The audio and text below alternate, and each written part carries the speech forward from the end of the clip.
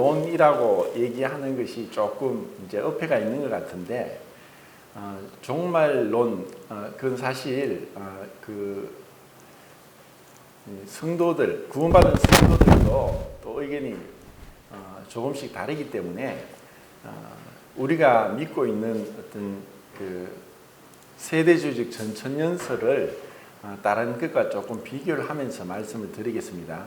오늘 이제 제목은 이제 계속 복음 쪽으로 이 복음을 누누이 말씀드리지만 죄사함과 거듭남에 제한시키지 않고 그리스도의 말씀에 국한시키면은 굉장히 이제 그 스펙트럼이 좀 넓어진다고 볼 수 있습니다. 그래서 이 24장, 25장은 이제 마태복음에 나오는 예수님의 강화, 이제 예수님의 설교 또는 가르침이 5번 나오는데 그 5번째가 24장, 25장입니다.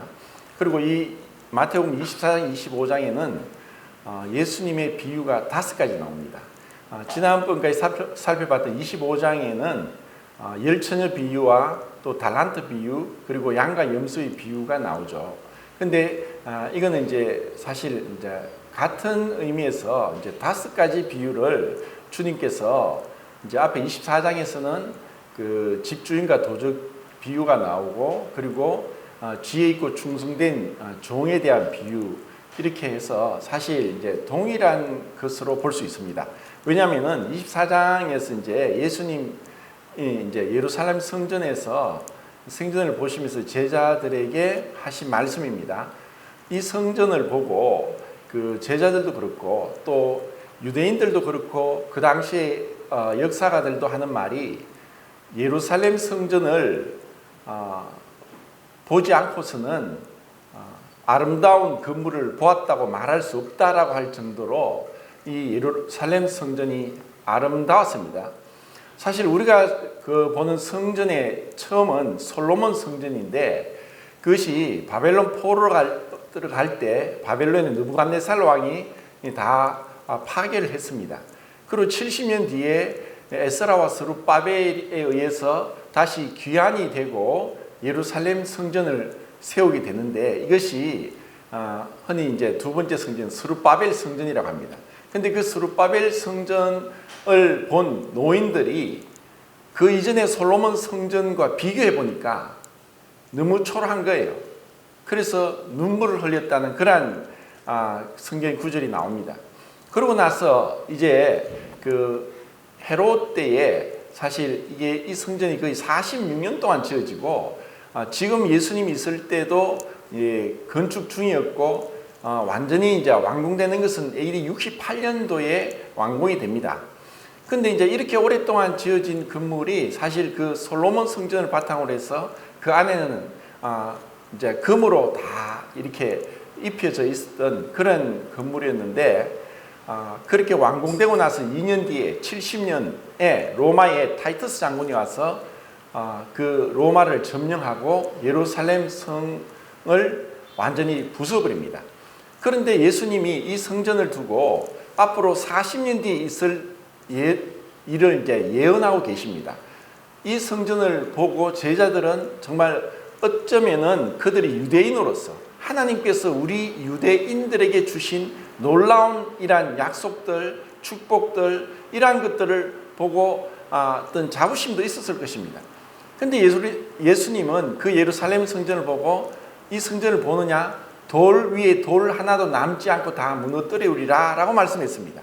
근데 그것이 정확하게 예수님 말씀대로 예언이 성취됩니다. 왜냐하면 타이투스 장군이 예루살렘 성전을 유대를 점령하고 마지막까지 한가하던 그 흔히 이제 마사다라고 해서 마사다 요새에 숨어있던 천몇백 명의 유대인들을 다 죽이죠. 그런데 그 실제로는 유대인들이 이방인에게 죽지 않기 위해서 스스로 10명 중에 한 명씩 제비 뽑아서 스스로 자기라는 가운데 로마군에게 할례받지 않는 자들에게 우리가 죽을 수 없다 해서 스스로 자멸을 합니다.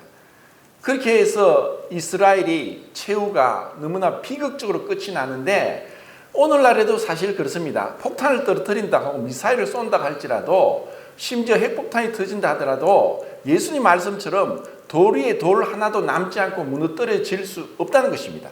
그런데 예수님이 이렇게 말씀하신 것은 과장이 아니라 실제였습니다. 왜냐하면은 그 예루살렘 성전이 무너지고 불태워졌습니다. 그런데 그 안에 금으로 칠해져 있던 것이 녹으면서 금이 돌과 돌 사이로 흘러내리기 시작했습니다.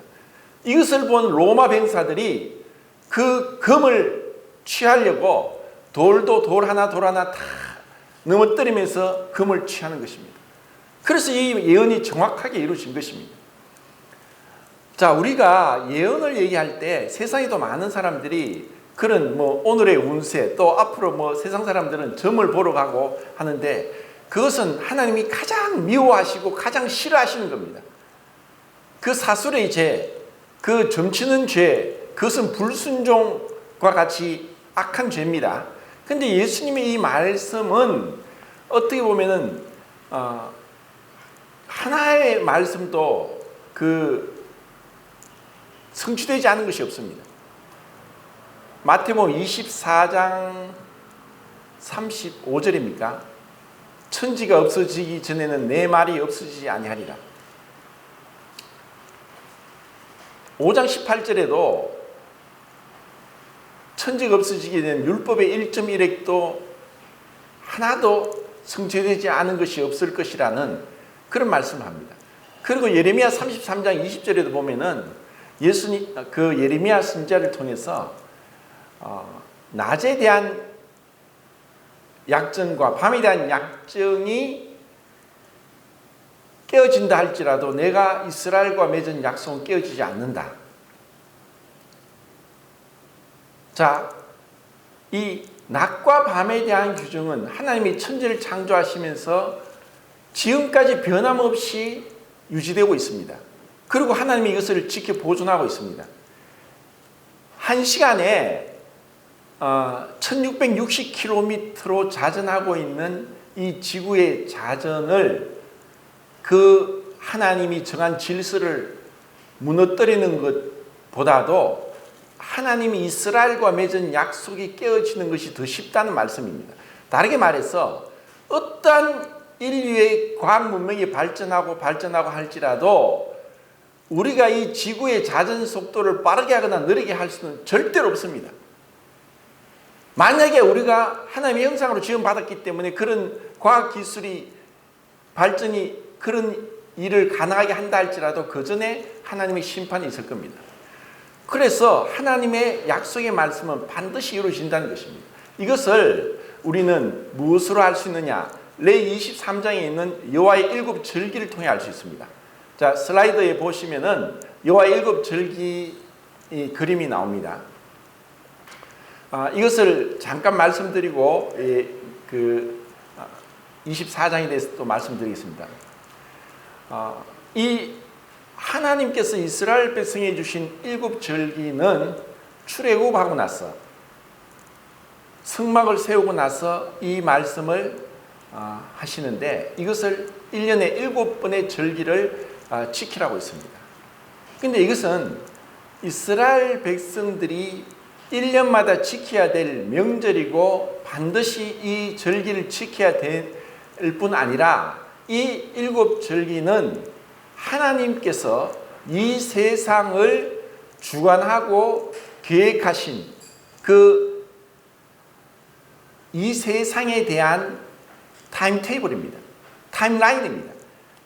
하나님은 이 이스라엘의 7절기대로 이 세상에 대한 종말, 이 세상에 대한 심판, 이 세상에 대한 구원을 이 7절기 안에 숨겨두셨고 이것을 우리는 발견할 수 있습니다. 자, 7절기는 우리가 아는 대로 유월절과 무교절, 초실절, 칠칠절 또는 오순절 그리고 나팔절과 속죄일과 초막절 또는 장막절입니다. 이 7절기는 정확하게 예수 그리스도를 통해서 고린도전서 5장 7절이죠. 우리의 어린 유월절 양 그리스도께서 희생이 되셨느니라. 이스라엘 백성들이 유월절 어린 양을 통해서 그 430년 동안의 애굽에서 구원을 받았듯이 우리 인류를 죄에서 구원하신 것은 예수님의 십자가였습니다. 그리고 그 이스라엘 백성들이 1월 14일 아비벌 첫 14일 날 그 유월절 어린 양을 밤에 잡고 그 어린 양을 피를 문 임방과 좌우 설주에 뿌려서 우슬조로 뿌려서 그 안에 들어가 있을 때에 천사가 와서 그 집안의 장자와 또 종의 장자와 또 가축의 초태생을 다 죽일 때에 그 피를 보고 넘어가는 유월, 뛰어넘는다는 뜻이 유월, 패스오버리 그때에 피를 발랐던 피를 뿌렸던 집에 있는 유대인들과 혹 유대인들과 친하게 지냈던 애굽인들이 애굽인이든 이스라엘인이든 상관없이 그 피를 볼 때에 너희를 넘어가리라는 그 약속의 말씀이 이루어졌습니다. 그것처럼 우리의 구원도 바로 그리스도의 피로 인하여서 우리가 주님으로부터 심판을 받지 않는다는 것입니다. 그러고 나서 그 다음에 15일부터 그들은 무교절을 지켜야 됐습니다. 무교절은 누룩이 없는 떡을 먹는 것입니다. 이것은 일주일 동안 15일부터 1월 15일부터 21일까지 지켜졌고 그 다음 16일이 유월절 그리스도께서 희생되시고 3일째 되는 날이 1월 16일인데 이 날이 초실절이고 이때 그리스도의 부활의 날로 그들은 알지 못하지만 앞으로 오실 그리스도에 대한 믿음을 바라보고 초실절을 지켰습니다. 그리고 초실절로부터 7 안식일이 지났을 때 77이 49 하면은 49일이죠. 그 다음 날이 3월 6일인데 그때가 바로 77절이고 오순절입니다. 이것은 예수님이 부활하시고 이 땅에 40일 동안 계시면서 10차례 정도 제자들에게 부활하신 몸을 보이셨습니다. 그리고 그분이 성천하실 때에 그 사도들과 제자들 그리고 500여 형제들이 예수님이 성천하는 것을 지켜봤습니다. 예수님이 그때 말씀하십니다. 내가 아버지께 약속한 보혜사를 받을 때까지 너희들이 기다리라고 했습니다.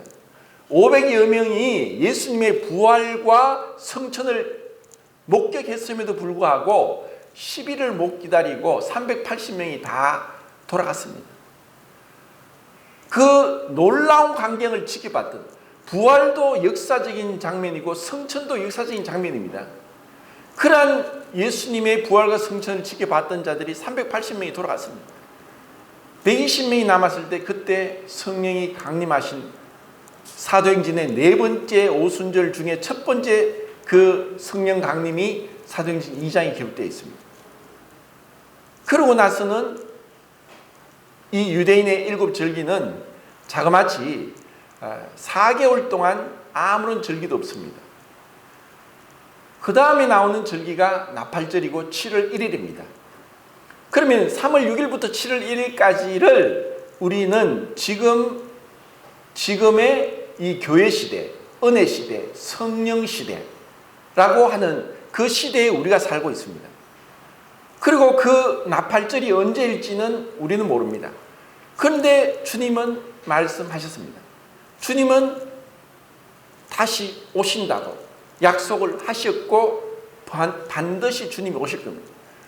그 주님의 오심에 대해서 이후에 있는 여러 말씀들을 우리가 가장 잘 정확하고 또 그 모순 없이 우리가 해석할 수 있는 게 우리가 알고 있는 세대주의적 전천년설이라는 그 종말입니다.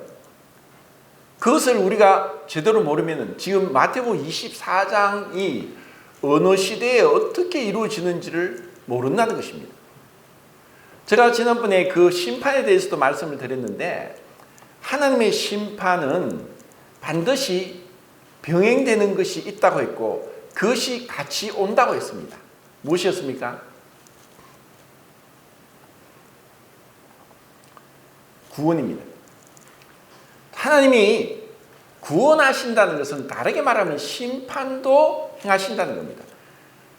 만약에 심판을 하시지 않고 구원만 하신다면 불의에 대해서 하나님이 심판하지 않는 하나님이 공의롭지 못한 분으로 나타나는 것입니다. 그런데 심판만 하시고 구원하지 않으면 하나님의 사랑이 온전히 입증되지 못하는 것입니다. 그래서 구원과 심판이 너무나 놀랍도록 그분의 완전한 그 지혜의 충만한 가운데 이루어지는 것입니다. 그래서 성경의 심판을 여러 가지로 나눌 수 있지만 7가지로 나누면 에덴 동산에서 최초의 남자와 여자가 심판을 받고 에덴을 쫓겨납니다. 그리고 노아의 홍수 심판으로 그 당시에 노아의 가족 8명 말고 다 심판받습니다. 그리고 이스라엘 백성들이 가나안 땅에 들어가면서 가나안 땅에 들어가게 된 목적이 아브라함에게 창세기 15장에 약속한 그 약속이 이루어지는 것입니다.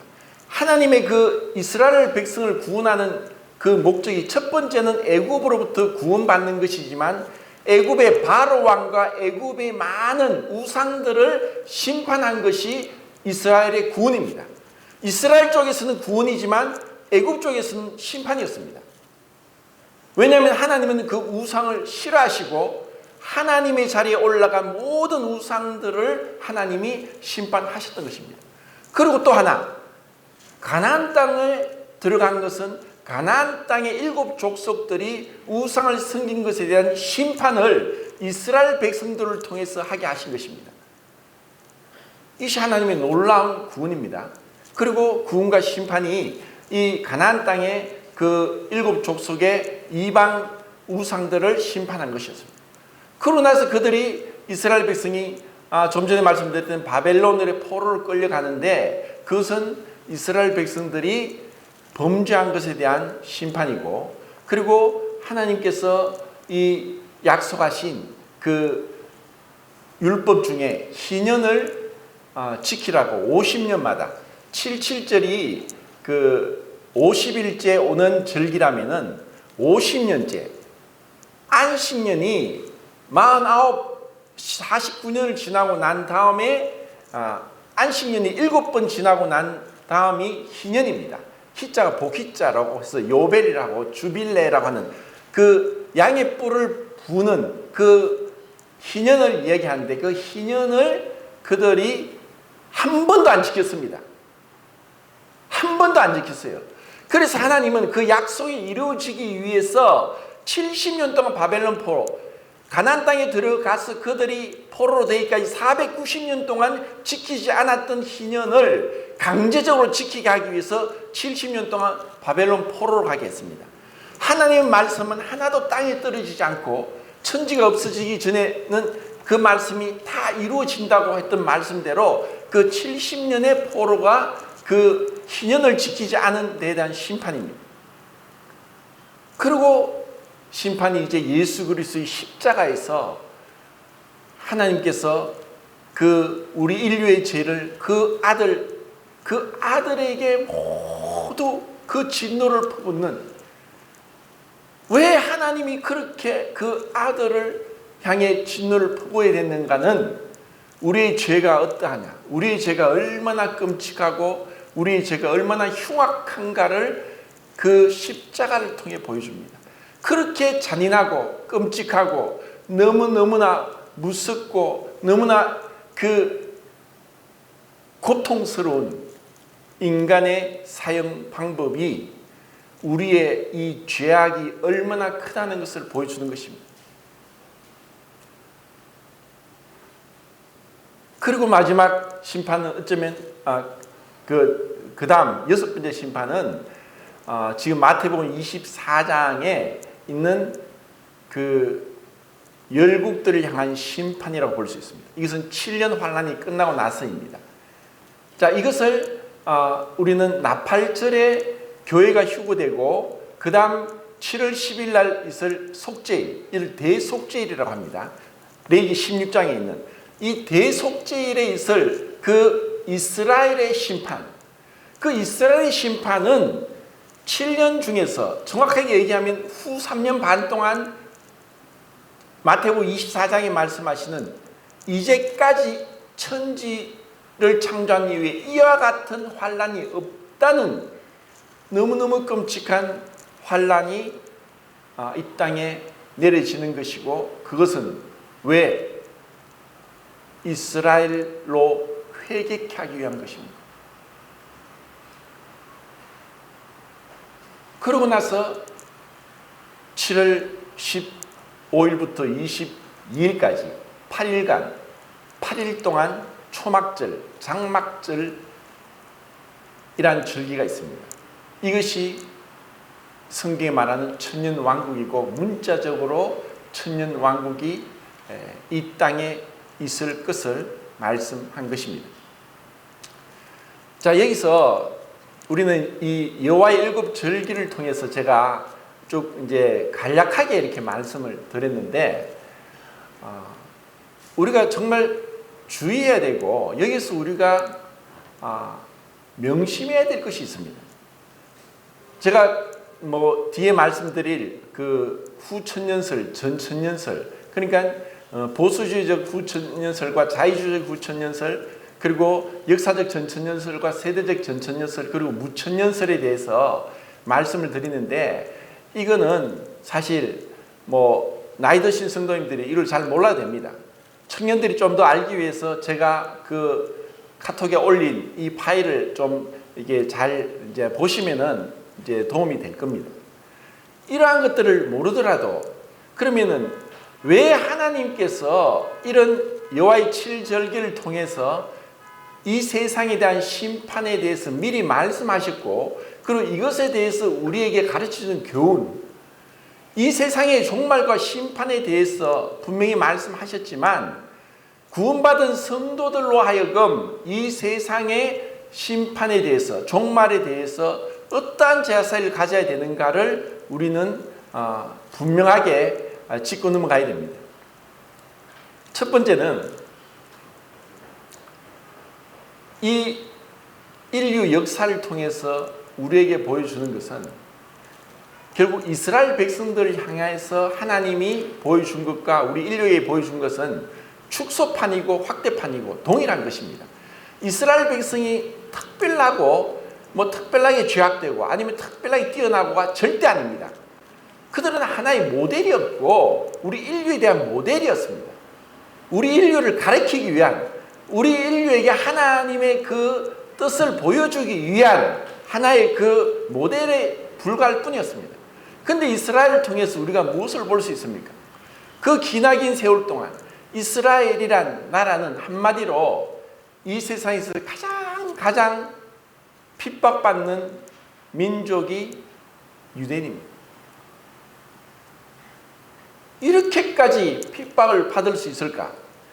거의 1948년도 5월달에 그들이 이스라엘을 건국하기까지 거의 1900년 동안, AD 70년도 로마에 의해서 완전히 멸망되고 전 세계로 흩어진 그 이스라엘이 1900년 만에 에스겔서 37장의 예언이 성취되기까지 왜 그렇게 1900년 동안 모든 민족으로부터 미움을 받고 핍박을 받고 완전히 이 온갖 박해를 받았던 이유가 뭐냐?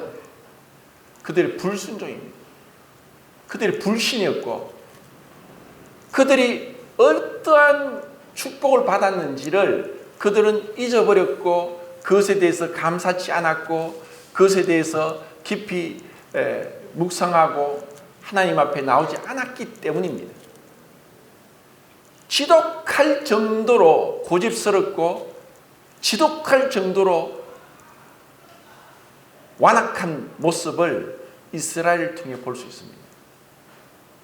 이것은 우리 인류에 대한 분명한 그림이고, 나 자신에 대한 하나님의 선언입니다.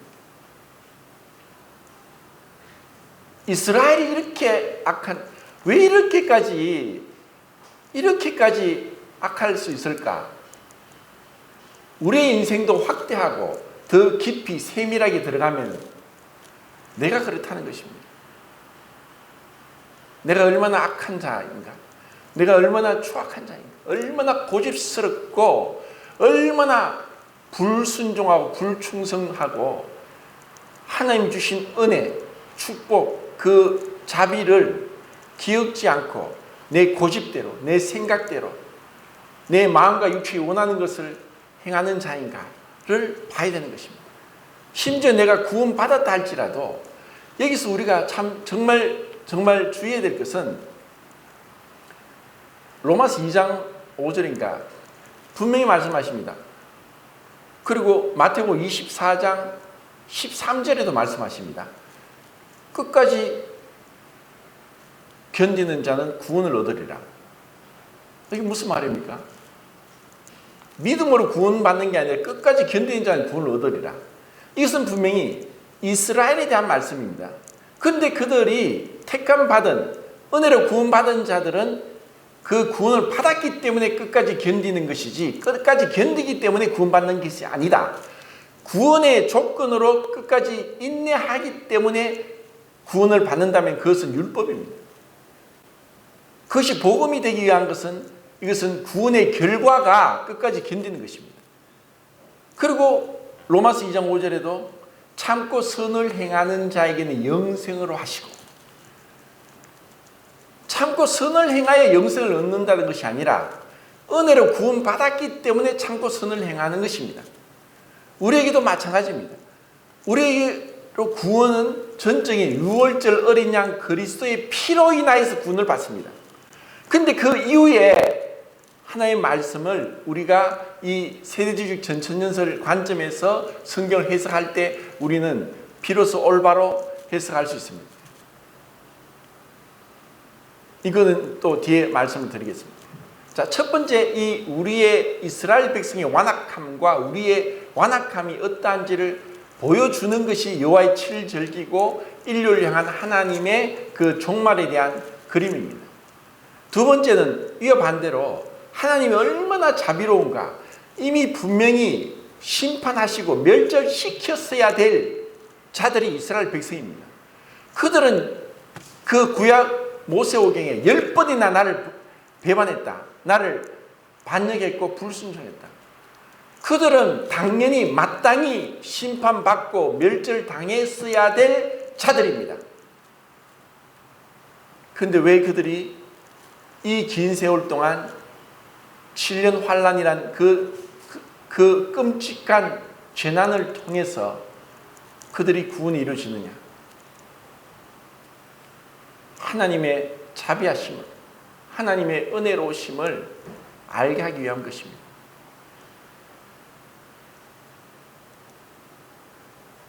그 은혜의 지극히 풍성함을 오는 여러 세대에 알게 하기 위해서 이스라엘 백성들에게 또 우리 구원받은 그리스도인에게 주님 말씀하십니다. 그리고 우리에게 왜 때로는 어려움이 있습니다. 또 우리 뜻대로 이 세상이 그렇게 진행되지도 않고 우리의 계획대로 또 그렇게 되지 않을 때도 있고, 때로는 어려움이 문제들이 생기고 생각지도 않은 그런 질병에 걸려서 고통을 당하기도 하고, 또 때로는 인간관계가 깨어지기도 하고, 이런 여러 가지 일들을 통해서 하나님이 하시는 것은 있습니다. 우리를 낮추시는 것, 우리를 깨뜨리시는 것이고, 그러면서 우리로 하여금 주님을 바라보게 하는 것입니다. 그래서 우리가 살아가는 모든 삶이 그분의 은혜가 어떠한지를 깨닫게 하기 위한 것입니다. 그분의 은혜가 아니면 우리는 아무것도 할 수 없습니다.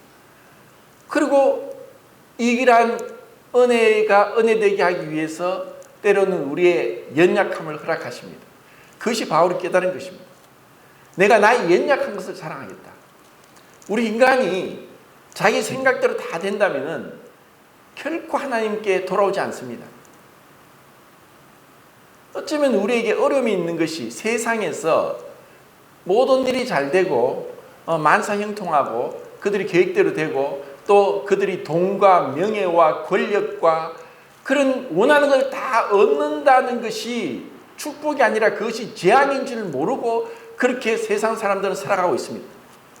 그런데 우리는 그들과 같이 그리스도인들도 마치 그들을 따라가려고 할 때, 이스라엘 백성이 이방 신상을 섬길 때 하나님의 그 심판이, 하나님의 그 그들을 향한 그 재앙이 있었던 것을 우리는 기억해야 됩니다. 그리고 그것이 우리에게는 징계고, 그 징계는 우리가 하나님의 자녀된 증거이고, 그 징계는 하나님의 거룩하심에 참여하기 위한 것이라는 것을 우리는 알게 됩니다. 그리고 이 이스라엘 절기를 통해서 하나님이, 제가 처음부터 말씀드린 것처럼 하나님의 말씀이 문자대로 성취된다. 그것이 초막절에 대한, 초막절이 다들 그 하나님의 이 시간이 일주일 단위로, 7일 단위로 다 돌아갑니다.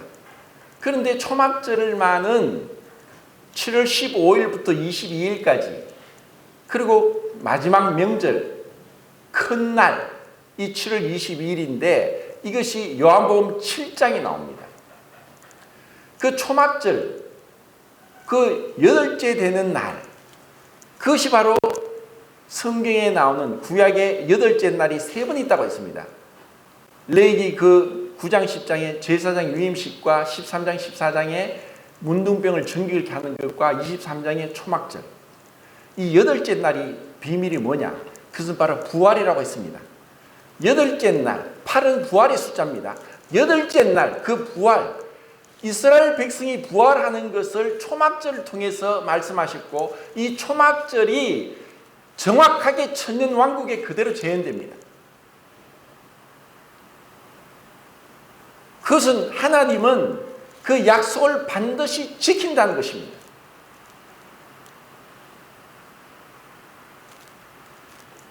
이것을 우리가 알게 될 때 하나님 앞에서 어떻게 살아야 되는가? 자, 그 다음 슬라이드를 보겠습니다. 그게 뭐죠? 보수주의적 전천년설입니까? 후천년설, 예. 후천년설과 전천년설로 나누는데, 여기는 조금 이제 그 보수주의 견해, 자유주의 견해가 나오는데, 사실 자유주의 견해는 별로 볼 의미가 없을 것 같고, 이 후천년설이란 천년왕국이 오지만 예수님이 천년왕국 이후에 오신다는 것을 얘기하고 있습니다. 그러니까 그 천년왕국이 끝나고 나서 예수님이 임하시는 것을 얘기하고 있고, 이렇게 이제 성경을 분별하는데, 또 이렇게 분별하는 사람들이 다 틀렸다고 말하기에는 그분들 중에 훌륭한 그리스도인들도 있고 성경학자도 있기 때문에 이렇게 보기도 하구나. 그렇지만 이렇게 봤을 때에 어떤 문제점을 해결할 수 없느냐 하면은, 그리스도의 심판대와 그리스도인이 그리스도와의 결혼하는 것과, 그리고 다니엘서 71일에 말씀하신 그 마지막 70일에 대한 해석을 이렇게 분별할 땐 제대로 할 수 없다는 것입니다. 이것이 좀 문제점입니다. 그럼 예수님이 천년왕국 이후에 오시는 것과 또 그 이전에 오시는 것의 그 차이는 참으로 큽니다. 자, 그 다음 슬라이드가 자유주의적 후천년설인데, 그걸 넘어서 그 다음 슬라이드가 뭡니까? 역사적 전천년설입니다. 자, 먼저는 제가 이걸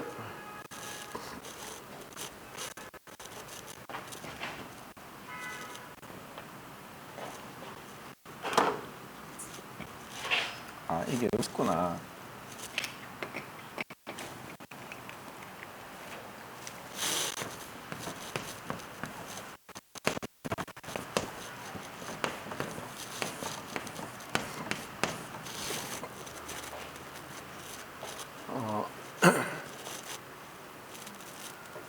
상징과 비유는 제가 말씀드렸는데, 이 상징과 비유는 비슷하지만 완전히 다릅니다. 비유는 어떤 그 비교 대상이 있는 것입니다. 예수님이 천국은 마치 씨 뿌린 자와 같다. 천국은 열 처녀가 신랑을 기다리는 것 같다.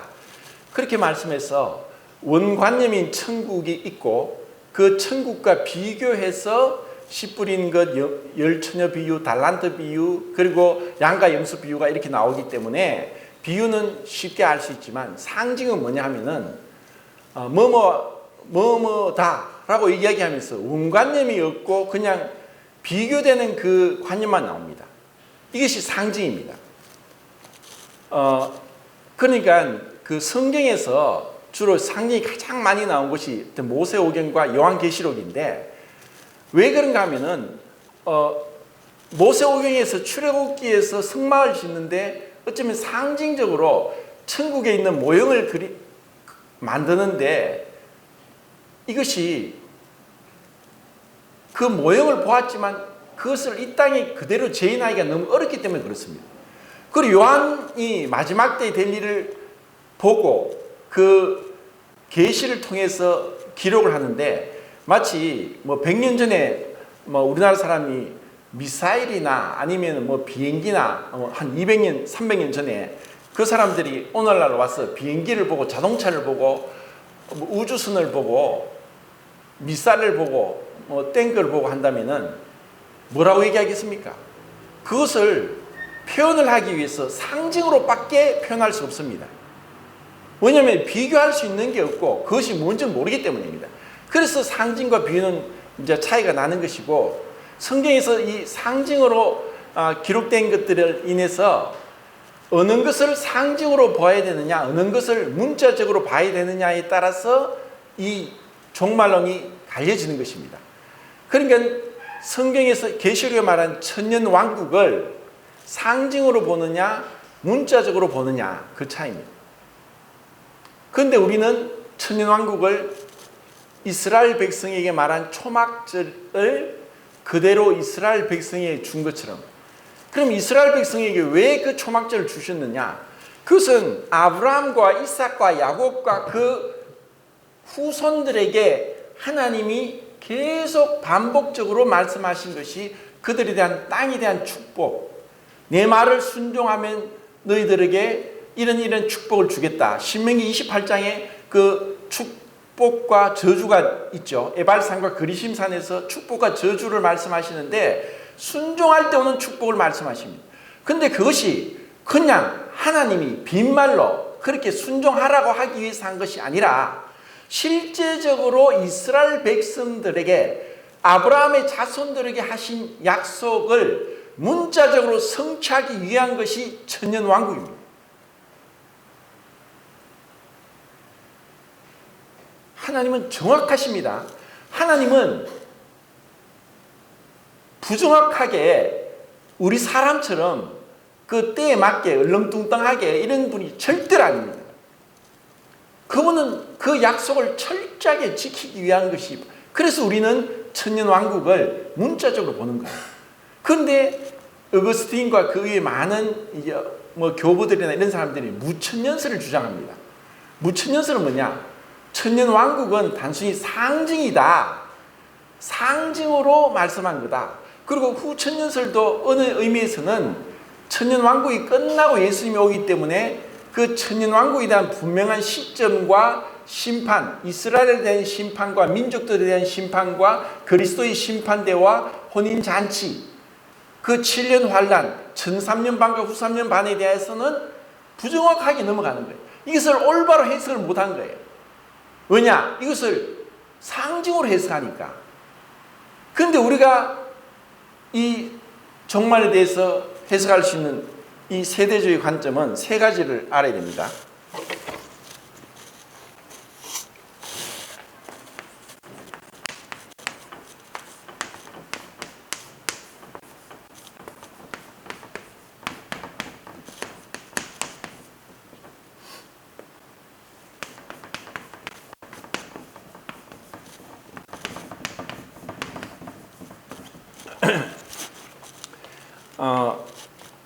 그 문자적 해석, 그러니까 이것이 성경의 많은 부분, 어떤 부분은 그렇다고 해서 모든 걸 문자로 하지만 상징으로 보는 것도 있지만 이러한 종말에 대해서 말씀하신 것은 문자적으로 이루어진다라고 성경을 우리가 해석하고 두 번째는 시대적 구분. 자, 시대적 구분은 조금 어려운데 이거 뭐 알아도 몰라야 됩니다.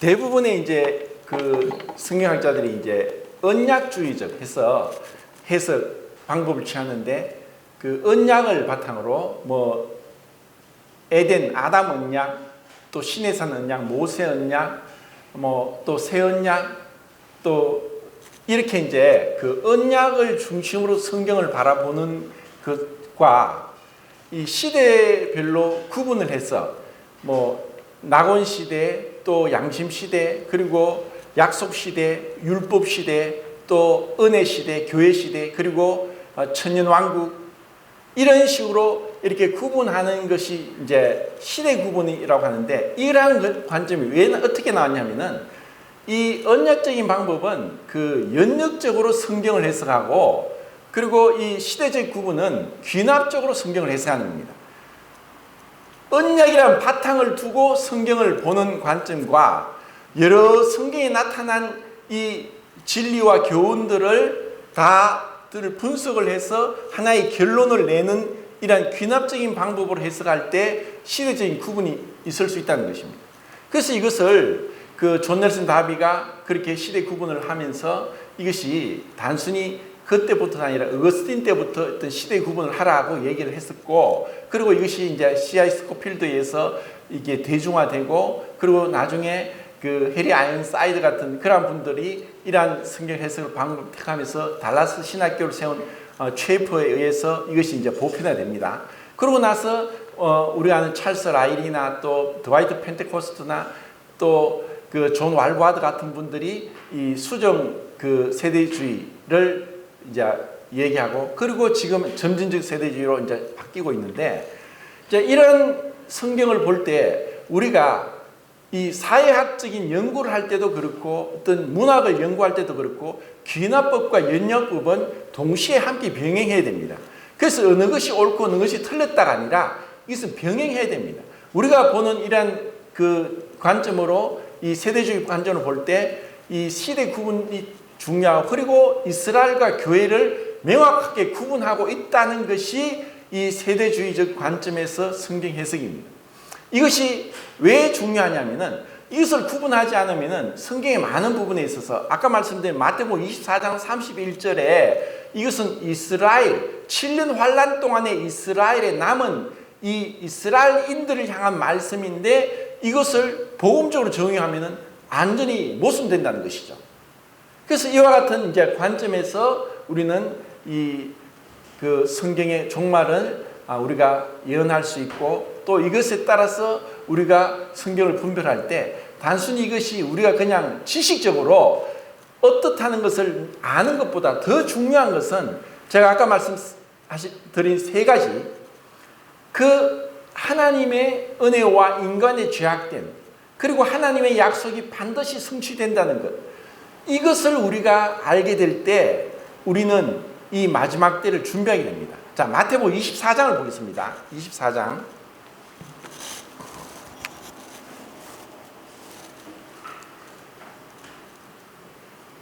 40, 41, 42.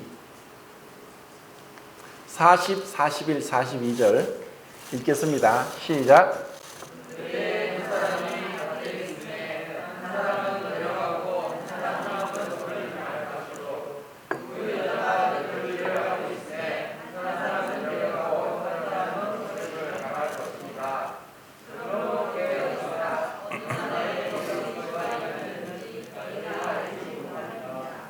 (43절) (44절도) 읽겠습니다. 시작.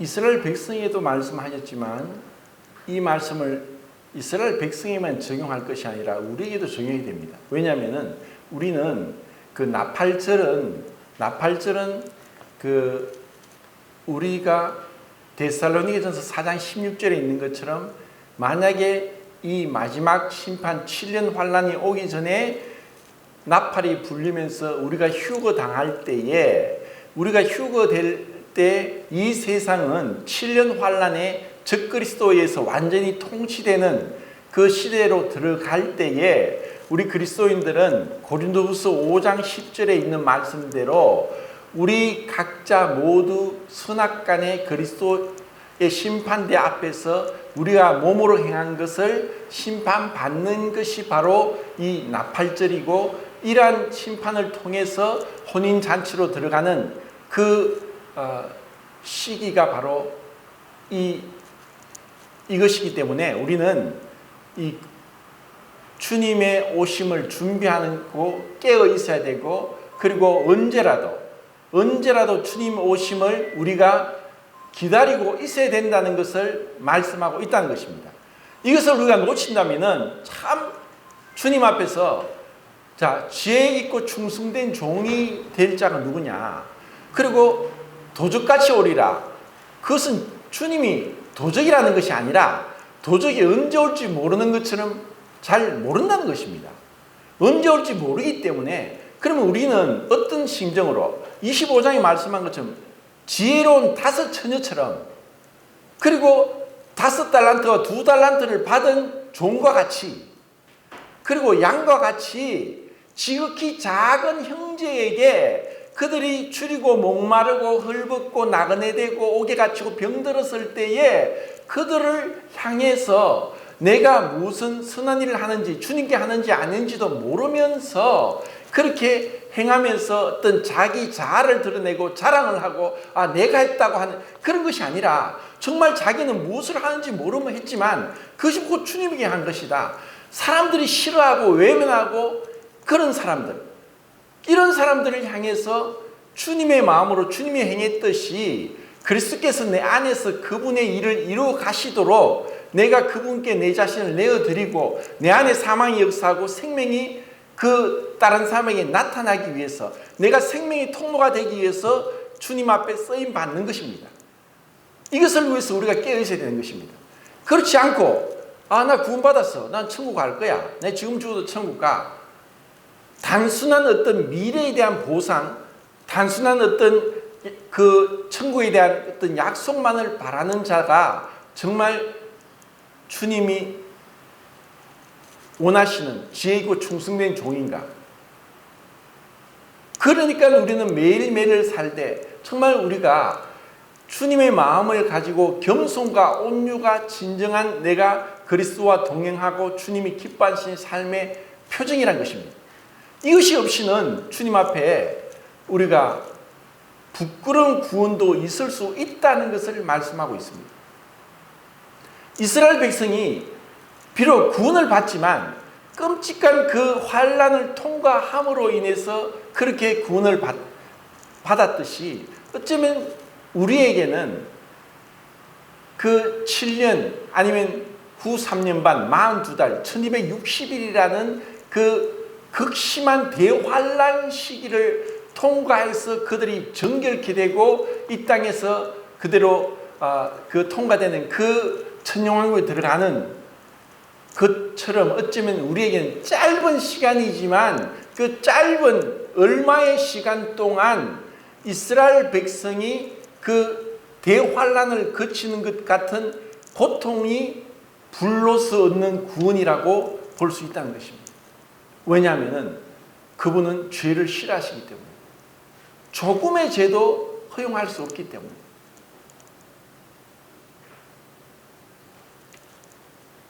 그래서 우리는 이 종말에 대해서 우리가 공부하면서 우리는 끊임없이 높아지고자 하는 고린도후서 7장에 있는 말씀대로 그리스도를 대적하여 높아진 생각을 사로잡아 그리스도께 복종케 하나니, 이것을 우리가 배워야 됩니다. 이것을 우리가 깨어 있어서 정신 차리지 않으면 주님을 자랑하지 않고 자기를 자랑하는 거예요. 우리가 주님께 나갈수록 우리가 얼마나 더러운 건지 보게 되고 죄에 대해서 민감해지는 것이 올바른 성도의 삶입니다. 근데 우리는 이 성도의 근심, 성령의 근심, 성령의 말할 수 없는 탄식, 성령이 우리를 위해서 예비하시고 우리를 터치하시고 깨닫게 하시는 것에 대해서 귀머거리처럼 둔해질 수도 있습니다. 그러면 그분을 경험할 수 없고 그분의 임재와 동행을 할 수 없는 거죠. 구원을 받았죠. 받았는데 참 미련하고 지혜 없고 충성스럽지 못한 종이요 아들이요 신부가 될 수도 있다는 그 위험성이 항상 있다는 것을 우리는 명심해야 됩니다. 나는 정말 지혜 있고 충성된 종인가? 잘할도다 착하고 충성된 종아 라고 하나님 나를 평가하실까? 자, 골로새서 1장을 보겠습니다.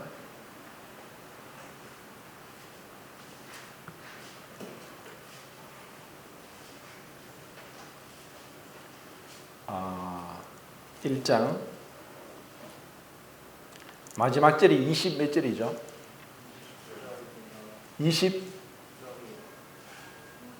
26절? 9절입니까? 그러면 25절부터 29절까지 읽겠습니다. 시작.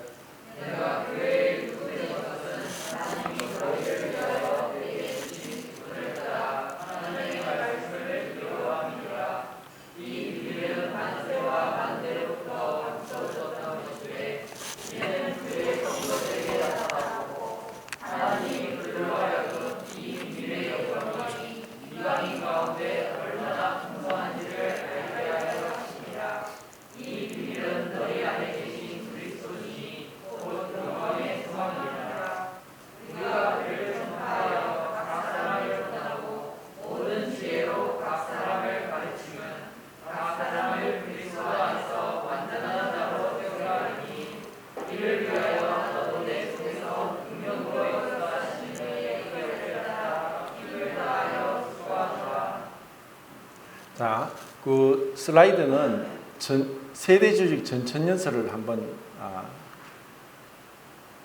보여주세요. 다른 것들은 제가 올린 카톡에 있는 PPT를 보시고 여기서 우리가 주목해야 될 것은 7년 환란 이전의 휴거에 대해서 우리가 소망하고 있지만 그 휴거는 우리의 소망일 수도 있고 또 두려움일 수도 있고 또 굉장히 엄중할 수도 있습니다. 하나님이 우리에게 이와 같은 미래에 일어날 일들을 보여주신 것에 대해서 우리가 가져야 할 태도는 사실 두렵고 떨림으로 우리의 구원을 이루어가는 것입니다. 빌립보서 2장 12절의 말씀처럼.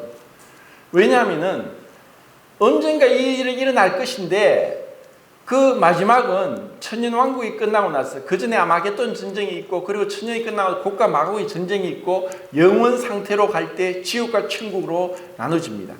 분명히 우리가 구원받고 행한 것은 천년왕국에서 이 땅의 백성인 이스라엘을 다스리고 열국들을 다스리기 위한 그 고를 우리에게 주시고 그것에 대한 보상으로 천년왕국이 그리스도인들에게 주어지는 것입니다. 그러니까 우리 그리스도인들은 이미 휴거했고 부활했고 신령한 몸을 입고 있으면서 천상의 백성으로서 이 땅에 있는 천년왕국 동안에 천년 동안 마귀가 결박되고 무저갱에 갇혀 있을 때에 이 땅에 있는 사람들을 환난을 통과하고 들어온 사람들을 그들을 다스리는 권세가 우리가 구원받고 나서 지혜 있고 충성된 종이 된 자들에 대한 보상으로 하나님이 주시는 것입니다. 그래서 진정으로 누가 권세 있고 누가 다스리는 자냐? 바로 주님이 마태복음 5장부터 7장까지 말씀하신 팔복입니다. 마음이 겸손하고 온유하고 애통하는 자, 그리고 정말 화평케 하고 마음이 청결한 자, 그리스도를 위해 의를 위해 핍박받는 자. 어떻게 온유한 자가 땅을 차지합니까? 그 약속이 문자대로 이루어지는 때가 천년왕국입니다. 그래서 예수님이 너희가 높고자 하면 낮은 자가 되라. 너희가 섬김을 받고자 하면 섬기는 자가 되라. 이 땅의 사람들은 어떻게 하든 권력을 얻기 위해, 돈을 얻기 위해, 쾌락을 위해서, 자기의 명예와 권력을 위해서 달려가는 거예요. 왜냐? 이 세상밖에 못 보니까. 우리는 이 땅의 성경에서는 천년왕국 끝나고 나서 백보자 심판이 있고 영원으로 갈려진 이유에 대해서는 말씀하지 않습니다. 단순히 그 영원한 천국에 대해서 우리가 상상할 뿐이지만 이 땅에서의 보상, 그리스도의 심판대로 인한 그 보상은 천년왕국에서 이루어지는 것입니다. 그래서 여기서 진정으로 내가 어떤 그 그리스도 안에 있는 선한 어떤 욕심이라 할까? 얼마나 지혜 있고 충성되고 겸손하고 온유함으로 섬기느냐에 따라서 그때야 이 천년왕국에서 우리의 그 상급이 달라질 것을 그때 보게 될 것입니다. 이 땅에서 보는 것은 빙산의 일각입니다. 눈에 보이는 것으로만 판단할 수 없습니다. 그것은 뭐냐?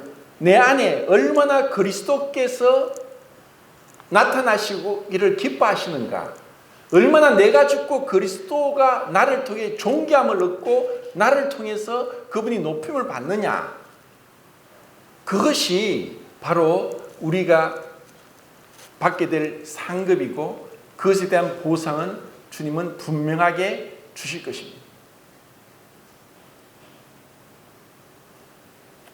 이제 시간이 다 돼서 이제 말씀을 이제 마치겠습니다. 성경에서 말씀하는 이제 많은 것들을 다는 알 필요는 없지만 오늘 이 한 가지는 분명히 기억하고 내 안에서 그리스도께서 존귀하게 되고 내가 그리스도의 마음으로 겸손과 온유로 그리스도의 사랑으로 행하고 있는가, 인간적인 어떤 생각과 욕심으로 세상적인 기준으로 하지 않고 말씀대로 주님을 닮아가고 있고 그리스도의 형상이 내 안에 새겨지고 있는가 하는 것을 새기는 시간이 되었으면 합니다. 이상입니다.